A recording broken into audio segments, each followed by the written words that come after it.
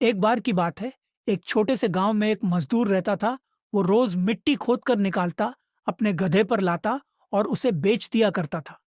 तो एक बार जब वह मजदूर मिट्टी खोद रहा था, तो मिट्टी खोदते खोदते उसे उस मिट्टी में से एक कीमती हीरा मिलता है। लेकिन उस मजदूर को नहीं पता था कि वह बहुत ही कीमती हीरा है। तो उसने उस हीरे को अपने गधे के गले में बांध दिया। एक दिन जब वह गांव से अपने गधे को लेकर जा रहा था, तो एक सेठ जी थे उसी गांव के, जो उसी गांव में एक छोटी सी किराने की दुकान चलाते थे। तो उन्होंने जब उस गधे के गले में उस हीरे को देखा, तो उस मजदूर से पूछा कि ये तुम्हारे गधे के गले में क्या है, बड़ा चमक रहा है। मजदूर ने कहा कि ये चमकीला पत्थर है, मुझे मिट्टी खोदते समय मिला था। अब सेठ जी को चमकीला पत्थर पसंद आ जाता है, और सेठ जी उस मजदूर से उस चमकीले पत्थर को 50 में खरीद लेते हैं, और वह उस चमकीले पत्थर को अपने दुकान के तराजू पर लगा देते हैं। अब जो भी सेठ जी की दुकान पर आता, उस चमकीले पत्थर को देखकर उसकी बहुत तारीफ करने लगता। तो एक बार एक ज्वारी सेठ जी के दुकान पर आता है, और जब वह उस कीमती हीरे को सेठ जी के तराजू पर लटका हुआ देखता है, तो वह ज्वारी समझ जाता है कि यह कीमती हीरा है। वह सेठ जी से पूछता है कि यह क्या है और इसे आपने तराजू पर क्यों लटकाया हुआ है।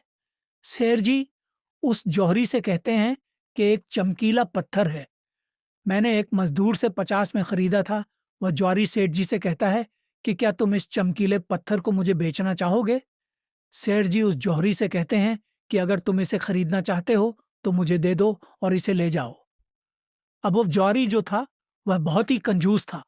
उसने सेठ जी से कहा कि मैं इस चमकीले पत्थर के तुम्हें 80 दे सकता हूँ, चाहिए तो बोलो, नहीं तो मैं जा रहा हूँ। सेठ जी अपने शून्य शून्य रब पर ही अड़े रहे, और अब जोरी ये सोचकर वहां से चला गया कि आज सेठ जी नहीं मान रहे, कल आऊंगा और सेठ जी को शून्य रब देकर वह हीरा लेकर चला जाऊंगा। लेकिन हुआ कुछ ऐसा कि उसी दिन शाम के वक्त एक दूसरा जौहरी उसी गांव के रास्ते से जा रहा था, और अचानक उसी गांव में उसकी गाड़ी बंद हो जाती है।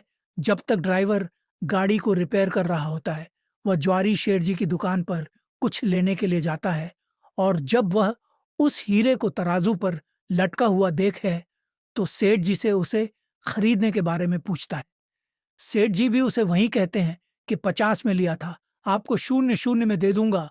वह जोरी बहुत होशियार था, उसने एक सेकंड भी वेस्ट नहीं किया, और तुरंत सेठ जी को शून्य शून्य देकर वह हीरा लेकर वहां से चला गया। अब जब दूसरे दिन पहला ज्वारी सेठ जी की दुकान पर आया, और जब उसकी नजर तराजू पर पड़ी, तो उसे वह हीरा वहां नहीं दिखा। उसने सेठ जी से पूछा कि वह चमकीला पत्थर कहाँ गया। सेठ जी ने कहा कि वह कल तुम्हारे जाने के बाद एक दूसरे साहब आए, उन्हें वह पसंद आ गया और उन्होंने 1 रुपये देकर मुझसे वह खरीद लिया।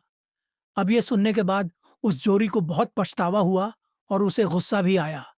तो उसने गुस्से में सेठ जी से कहा कि तुम कितने बड़े बेवकूफ हो। वह कोई चमकीला पत्थर नहीं था, बल्कि वह बेशकीमती हीरा था, और तुमने उसे शून्य शून्य में ही दे दिया।